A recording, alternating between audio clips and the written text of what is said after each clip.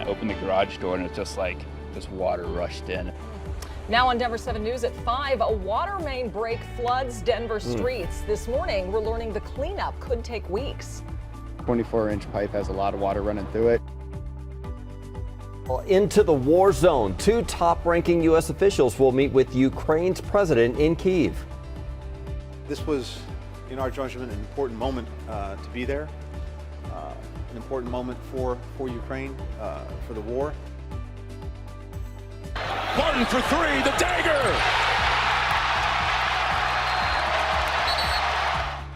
Don't count the Nuggets out yet. They slipped past the Warriors to stay in the playoffs. We're alive. We live to fight another day. It will be an uphill battle, no yeah. doubt. But what a finish, and they gave the hometown crowd something to cheer about. Yeah, great game. Thanks for joining us this morning. I'm Nicole Brady. And I'm Brian Sanders, and we want to get right to Lisa for a look at our forecast because it's been a little chilly and rainy lately, Lisa. It was, yeah, kind of gray yesterday. Nice Sunday, though, to just, well, do nothing. Hang I tried out. to do that, then I ended up driving the girls around all over town. We do have some drier weather, though, in store here within the next couple of days. It's going to get a lot warmer, too. Still seeing some snow this morning falling in through the mountains areas west of Denver, down across the Sangre de Cristos and out along I-25 east of Trinidad, picking up some bands of snow early this morning. So that drive is going to be a little bit more wet down south if you're heading into New Mexico today. Right now, temperatures, though, in the 30s. We're going to get to right around 40 degrees by 9 o'clock. Mid to upper 40s here by about 11, and then we're hitting highs closer to 60. So it is going to be a pretty nice warm up for us. 58 to near 62 in and around Denver today. Upper 40s to low 50s for the foothills. Evergreen 47. Estes Park, you're going to be a cool 42. But it's closer to normal now, and we're going to see much warmer conditions here through midweek. Wind gusts are calmer this morning, too, and we're going to see some calmer weather for a majority of the week, Katie, which is really nice. We'll talk more about that and just how warm it's going to get coming up. Yay, looking forward to it. Thanks, Lisa. So it's all pretty quiet right now across town in terms of our roadways. A live look for you this morning at 28th and Boulder. Roads are dry, but you may see some damp spots here and there, especially west of the Denver area. Let's take you to the west near Silverthorne on I-70. CDOT has been plowing this morning. I've seen them go by in droves, but it's really easy driving conditions right now. So there's that light snow lingering, but you may find some wet conditions, especially as Lisa was saying down south. Now in and around Metro Denver, we did have a really brutal water main break in the Berkeley area, and that still has this eastbound 58th between Franklin and York closed this morning as crews work to repair that. An earlier accident on I-25 northbound near Yale, that's clearing up, not really causing any delays. Just a 14-minute drive northbound I-25 C470 up to Colfax. 225 running smooth as well. No other major accidents or incidents across town. I-25 southbound from Northwest Parkway to Colfax, easy conditions. Similar story on 76, and I'll keep you posted on how things develop this morning. Thanks, Katie. This morning, homeowners are assessing the damage after this scene over the weekend. A water main broke, flooding the street, leaving cars underwater and sending water rushing into people's homes. And repairs on the pipe could start as early as today. Yeah, Denver 7's Christian Lopez joins us from that scene this morning. Got the heavy equipment already out even during the early hours, but what a mess. How's it looking this morning? It's looking a lot better than it did yesterday. And yes, as you mentioned, you can see those crews behind me working on some of those repairs early this morning. And we're learning some new information about this pipe that caused a waist-deep flood for some of these streets. Denver Water told the Denver Post that it was 2 feet across and it was installed in the 1920s. So age could definitely be a factor in the break. And crews were waiting for it to be fully drained before starting on these repairs. Now take a look at some of the dramatic video of when the water first started rushing down the street here in the Berkeley neighborhood. This happened around 7 o'clock yesterday morning, and utility crews could not stop that flow for nearly 4 hours, and by that time, damage was already done to several cars and houses. And this cell phone video here shows how fast that water went into the basement of a house, and the homeowner we talked to rushed to save his belongings.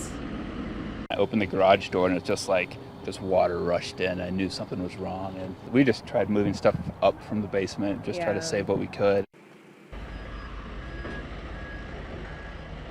Denver Water went door to door to help people get the water pumped out of their houses, and the utility wants flood victims to work with their insurance, and then they can file a claim with Denver Water directly.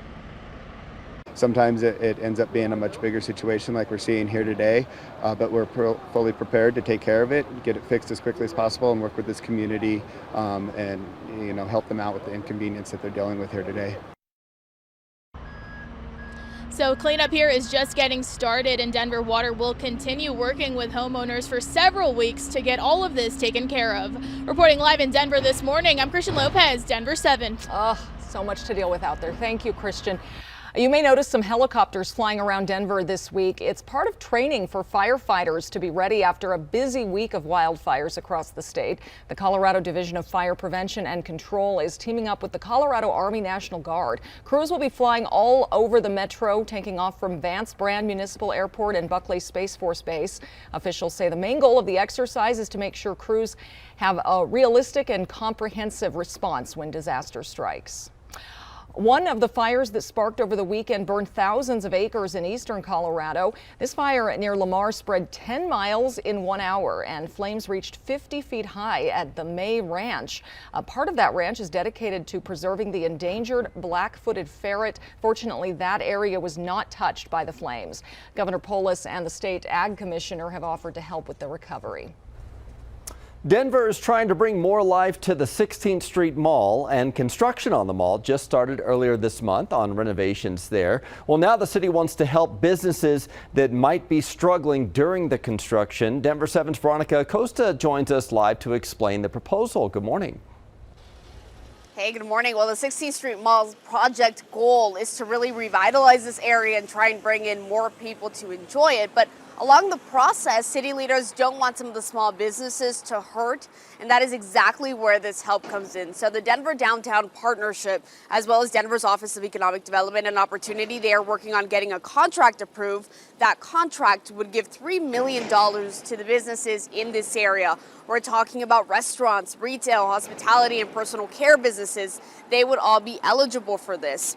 Now, those that want the help, they would have to make under $5 million in revenue each year. The help would kick off with this $2,000 mitigation grant and then a later stage stabilization grant that could be up to $15,000 if any of the businesses lose some revenue during that construction process. Now, the help doesn't end there. For some businesses, the 16th Street Mall construction will mean having to move their patios or their railings. The Downtown Denver Partnership says it's going to coordinate support and help with some of that storage as well. City leaders are going to be talking about this contract and the program during a meeting today. And of course, we'll keep you updated on its progress. We're live in downtown this morning. I'm Veronica ACOSTA, Denver 7. This morning, the U.S. Secretary of State and Secretary of Defense are both in Ukraine. They met with President Zelensky and talked about new military aid coming for Ukraine's troops. As Faith Abube reports, the Defense Department says the next few weeks will be pivotal in the war. For the first time since Russia's recent attack on Ukraine began, Ukraine's President Zelensky face-to-face with Defense Secretary Lloyd Austin and Secretary of State Antony Blinken in the war zone. Austin and Blinken, now the highest-ranking U.S. officials to visit the war-torn country since Russia's bloody invasion began. A significant show of U.S. support. The strategy that we've put in place, massive support for Ukraine, massive pressure against Russia.